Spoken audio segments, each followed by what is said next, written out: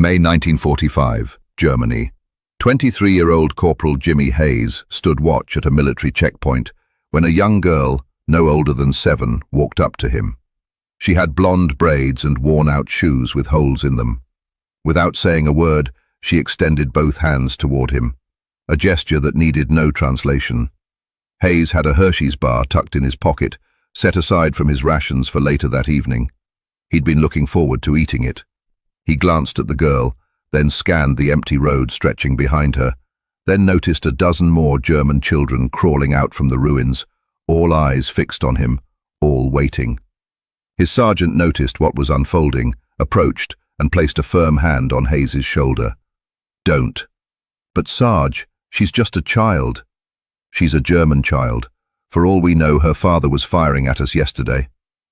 Hayes turned his gaze back to the girl. She hadn't budged, still standing there, calm, expectant, and desperately hungry. All 20 soldiers at that checkpoint had their eyes on one corporal, waiting to see whether he would hand a starving little girl a piece of chocolate. Word of the situation reached Patton by that afternoon. His response would either open the door to compassion or slam it shut with discipline. This is what he chose to say. "Before we go on, be sure you're subscribed.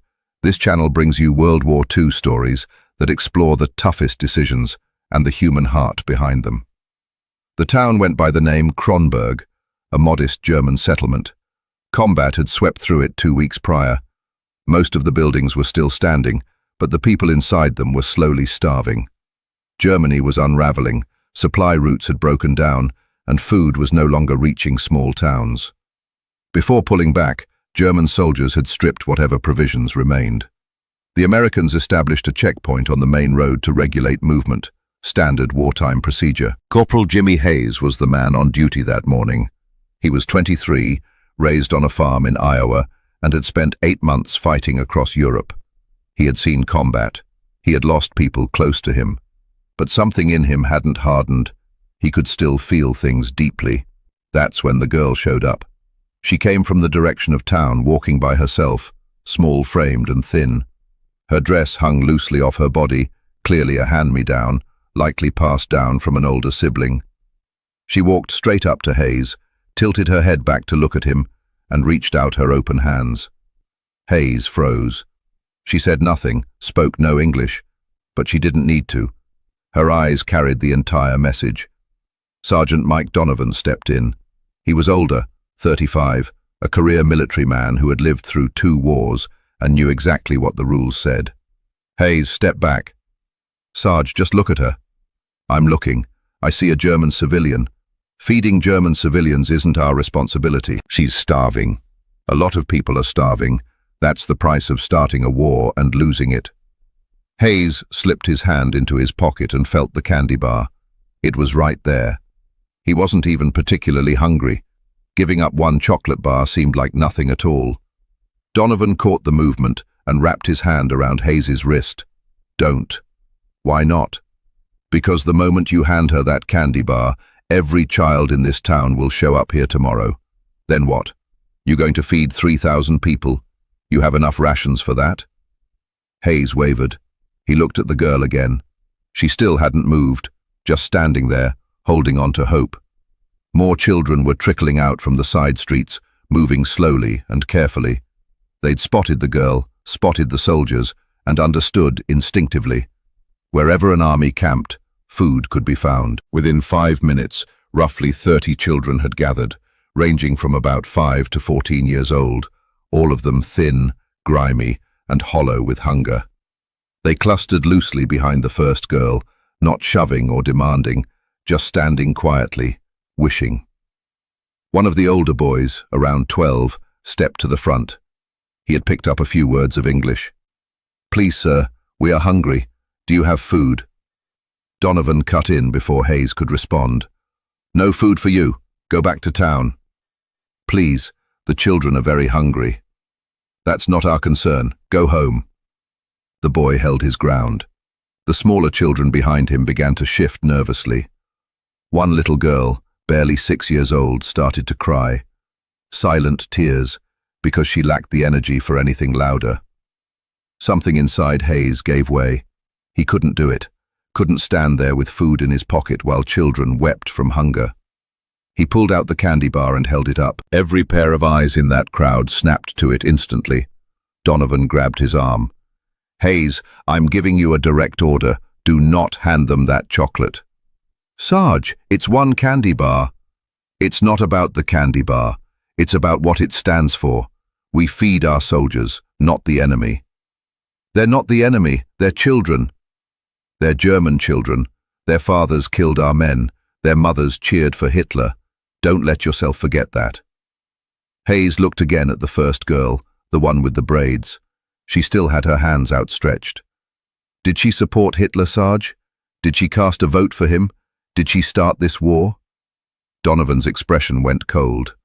No, but her country did. And that's the reality of war. It doesn't deal in fairness. Hayes stood motionless, torn in two. He wanted to do what was right, but he no longer knew what that was.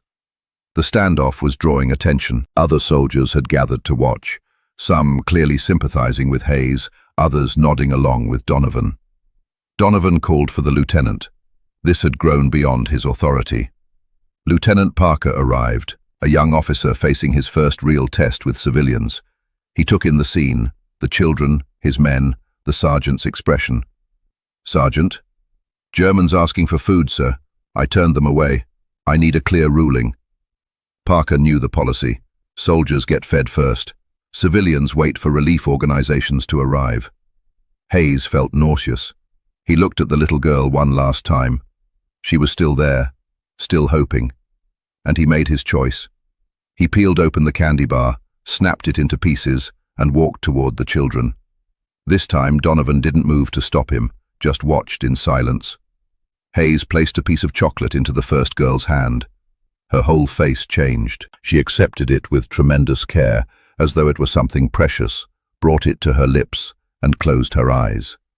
The other children pressed forward, arms outstretched, voices pleading. Hayes divided the pieces among them.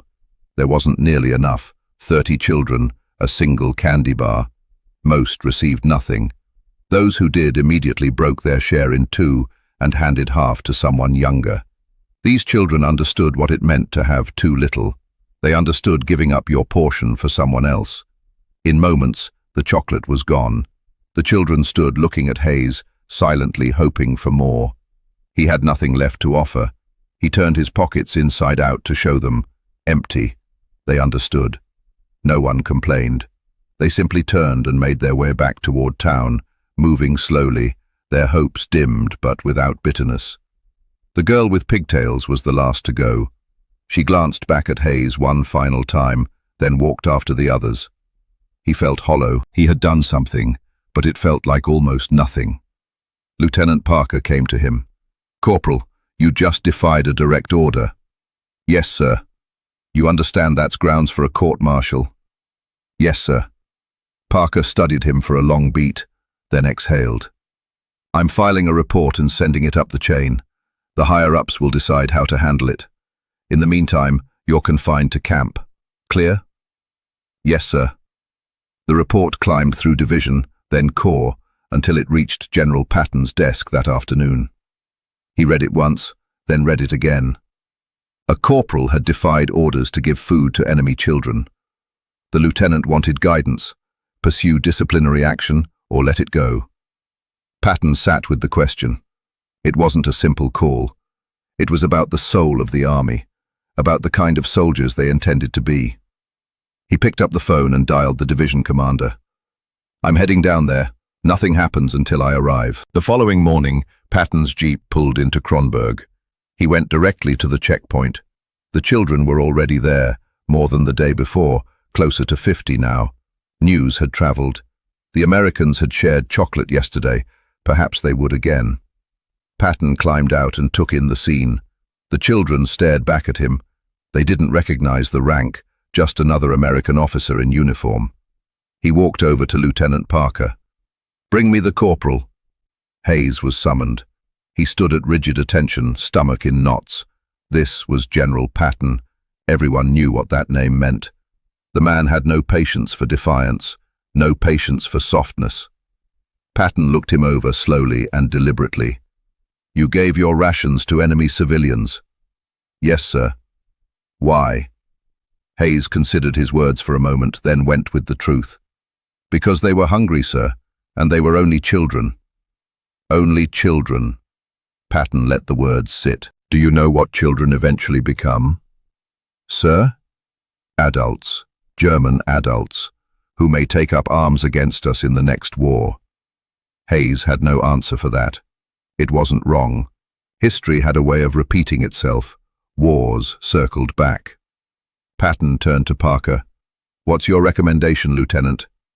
Sir, I believe discipline is essential. If we allow soldiers to make independent decisions about rations, it will unravel into disorder. Patton gave a slow nod, then looked back at the children still waiting in the square. He walked toward them. They instinctively drew back. Something about this man communicated authority and danger. Patton crouched down to their level and looked directly at the girl with pigtails. He didn't speak German, but he reached into his pocket, retrieved a candy bar, military issue, and held it out to her. She took it carefully, looked at it, then at him, then back at the chocolate. Patton rose to his feet and turned to his staff. Get me the supply officer. A major stepped forward. Sir, what are our current food stores? More than sufficient, sir. 2 months at present strength. Good. I want a distribution station established here, morning and evening. These civilians get fed, not generously, but enough to keep them alive. The major hesitated. Sir, regulations. I know what the regulations say. I'm overriding them for this sector. We feed non-combatants, especially children. Yes, sir. Patton turned back to Parker and Hayes. Both men were staring at him wide-eyed. Lieutenant, you were correct about the need for discipline. Corporal, you were correct about the need for humanity. Here is my order going forward. No more handing out rations at random. That creates chaos. But we will not stand by while children starve. Not in any sector I command. We establish a proper distribution system, structured, equitable. Every child receives something daily until relief organizations take over. He held Hayes's gaze. Your instincts were right. But one candy bar doesn't fix anything. What fixes things is a system. That's how real help gets delivered. Hayes gave a short nod. Yes, sir. Patton turned to leave, then paused and looked back one final time. Corporal, you won't be facing a court-martial. You're being reassigned. Effective immediately, you're responsible for civilian relief operations in this sector. Those children eat every day, no exceptions. Hayes stood there, unable to find words. Yes, sir. Patton settled back into his jeep. Before it pulled away, he said one last thing. We didn't wage this war to become the very thing we fought against. Don't ever let yourself forget that. For the next 3 weeks, until relief organizations arrived, Hayes ran a food station in Kronberg. Each morning and each evening, soup, bread, and milk for the youngest children. The routine became something close to sacred. Every day at 6 in the morning and 6 in the evening, Hayes and a crew of volunteers set up tables in the town square. The children filed in, calm, orderly, patient. They had learned how the system worked. The little girl with pigtails came without fail, every single day. She was always near the front of the line, not pushing past anyone, simply there early, waiting quietly. Hayes eventually learned her name was Anna. She lived with her elderly grandmother, who could barely get around on her own. Her father had been killed on the Eastern Front. Her mother had died in an air raid. Aside from the old woman, she had no one. By the end of the first week, Anna had begun to smile.